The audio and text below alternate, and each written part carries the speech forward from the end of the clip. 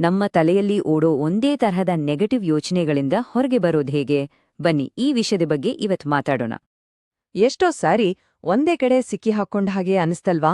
ಪದೇ ಪದೇ ಅದೇ ಯೋಚನೆಗಳು, ಅದೇ ಚಿಂತೆಗಳು.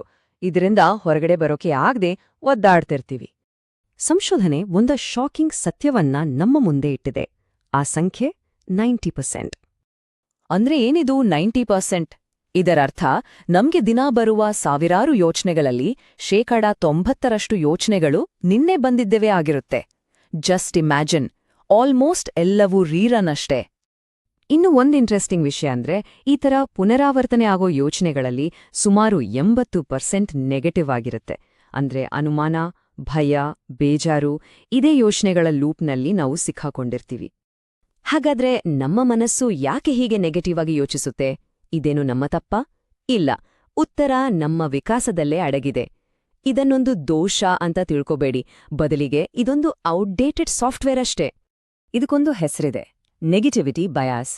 ಅಂದ್ರೆ ನಮ್ಮ ಮೆದುಳು ಹುಟ್ಟಿನಿಂದಲೇ ಪಾಸಿಟಿವ್ ವಿಷಯಗಳಿಗಿಂತ ನೆಗೆಟಿವ್ ವಿಷಯಗಳನ್ನ, ಅಂದ್ರೆ ನಮ್ಗೆ ಎದುರಾಗೋ ಅಪಾಯ, ಸಮಸ್ಯೆಗಳನ್ನ ಬೇಗ ಗುರುತಿಸಿ ಜಾಸ್ತಿ ಹೊತ್ತು ನೆನ್ಪಿಟ್ಕೊಳ್ಳೋ ಹಾಗೆ ಪ್ರೋಗ್ರಾಮ್ ಆಗಿದೆ.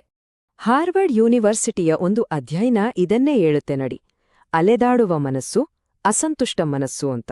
ಅಂದ್ರೆ ನಮ್ಮ ಮನಸ್ಸಿಗೆ ಯಾವುದೇ ಫೋಕಸ್ ಇಲ್ದೆ ಸುಮ್ಮನೆ ಬಿಟ್ಟಾಗ ಅದು ಸಂತೋಷದಿಂದ ದೂರ ಇರುತ್ತೆ ಅಂತ.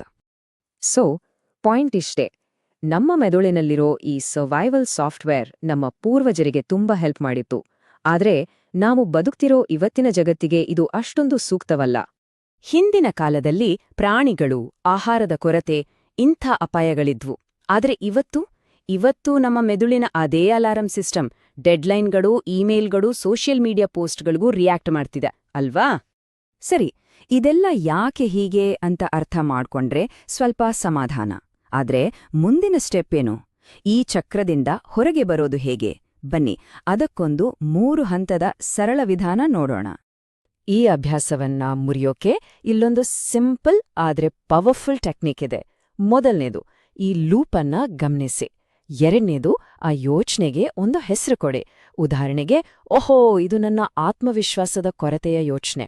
ಮೂರನೇದು, ಒಂದು ಆಳವಾದ ಉಸಿರು ತಕೊಂಡು ಆ ಯೋಚನಾ ಸರಣಿಯನ್ನ ಬ್ರೇಕ್ ಮಾಡಿ.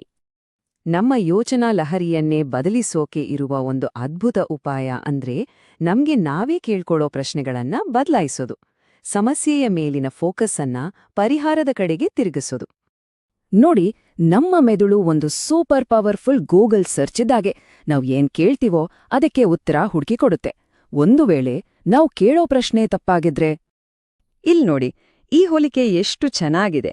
ನಾನ್ಯಾಕೆ ಮತ್ತೆ ಇಲ್ಲೇ ಸಿಕ್ಕಾಕೊಂಡೆ ಅಂತ ಕೇಳೋ ಬದಲು, ಇಲ್ಲಿಂದ ನಾನು ಏನು ಕಲಿಯಬಹುದು ಅಂತ ಕೇಳಿದ್ರೆ ಇಡೀ ದೃಷ್ಟಿಕೋನವೇ ಬದಲಾಗುತ್ತೆ. ನಾನು ಫೇಲ್ ಆದ್ರೆ ಅನ್ನೋ ಬದಲು, ಒಂದು ವೇಳೆ ಯಶಸ್ವಿಯಾದ್ರೆ ಏನೆಲ್ಲಾ ಆಗಬಹುದು ಅಂತ ಯೋಚಿಸಿದ್ರೆ ನಮ್ಮ ಮನಸ್ಸಲ್ಲಿ ಹೊಸ ಸಾಧ್ಯತೆಗಳು ಹುಟ್ಟುಕೊಳ್ತವೆ.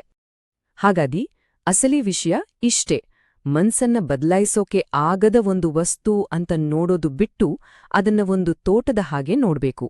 ನಾವು ಯಾವ ಬೀಜ ಬಿತ್ತುತ್ತೀವೋ ಅದೇ ಬೆಳೆ ಬರುವ ಒಂದು ಸುಂದರ ತೋಟ.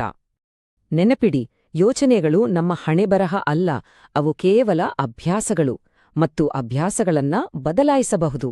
ನಮ್ಮ ಪ್ರಯತ್ನದಿಂದ ನಮ್ಮ ಮೆದುಳಿನ ದಾರಿಗಳನ್ನೇ ನಾವು ಹೊಸದಾಡಿ ರೂಪಿಸಬಹುದು. ಈ ಕೆಲವು ಅಂಶಗಳನ್ನ ನಾವು ಅಳವಡಿಸ್ಕೊಂಡ್ರೆ ನಮ್ಮ ಮನಸ್ಸಿನ ಮೇಲೆ ಹಿಡಿತ ಸಾಧಿಸಬಹುದು. ಯಾವ ಯೋಚನೆ ಬರುತ್ತೆ ಅನ್ನೋದನ್ನ ಕಂಟ್ರೋಲ್ ಮಾಡೋಕ್ಕಾಗಲ್ಲ ನಿಜ, ಆದ್ರೆ ಬಂದ ಯೋಚನೆಯನ್ನ ನಂಬಬೇಕಾ ಬೇಡ್ವಾ ಅಂತ ನಿರ್ಧಾರ ಮಾಡೋದು ನಮ್ಮ ಕೈಯಲ್ಲೇ ಇದೆ. ಹಾಗಾದ್ರೆ ಈ ಬದಲಾವಣೆಯ ಪಯಣ ಇವತ್ತಿನಿಂದಲೇ ಶುರುವಾಗಲಿ. ಈ ಕ್ಷಣದಿಂದಲೇ ಪ್ರಜ್ಞಾಪೂರ್ವಕವಾಗಿ ಒಂದು ಆಯ್ಕೆ ಮಾಡುವುದರಿಂದ. ಹಾಗಿದ್ರೆ ಇವತ್ತು ನಿಮ್ಮ ಮನಸ್ಸಿನ ತೋಟದಲ್ಲಿ ಯಾವ ಹೊಸ ಬೀಜವನ್ನ ನೆಡಲು ಇಚ್ಛಿಸುತ್ತೀರಿ?